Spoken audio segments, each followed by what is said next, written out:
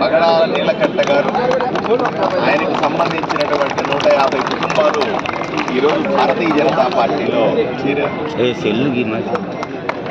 Bharatiya Janata party ఆలోచన విధానం నచ్చి అభివృద్ధి ఎజెండాగా ఇక్కడ మనం చేస్తున్నటువంటి పనులను ఆలోచన చేసుకొని ఆదోని అభివృద్ధి లక్ష్యంగా అందరూ కలిసి రావాలన్నటువంటి నా పిలుపును దృష్టిలో పెట్టుకొని వచ్చినటువంటి వీళ్ళందరినీ కూడా నేను భారతీయ జనతా పార్టీ సాధారణంగా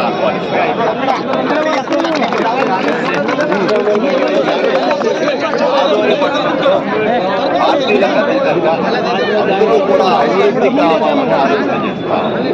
నేను కూడా చెప్పాను ఎన్నికల సందర్భంలో మాట్లాడే పార్టీ తర్వాత అందరూ కూడా ఒక తాటి మీదకి వచ్చి ఆదోళన అభివృద్ధి చేసుకుంటాం, రాజకీయాలు తక్కువ మాట్లాడడం, అభివృద్ధి ఎక్కువ మాట్లాడడం అనే విషయాన్ని నేను ప్రజలకు అదే సందర్భంలో వివిధ సామాజిక వర్గానికి వివిధ కులాల వాళ్ళు, వివిధ మతాల వాళ్ళు, అలాగే చదువుకున్న వాళ్ళు, మరీ ముఖ్యంగా మహిళలు అలా రాజకీయాల్లోకి రావాలని నేను ఆహ్వానిస్తా ఉన్నాను.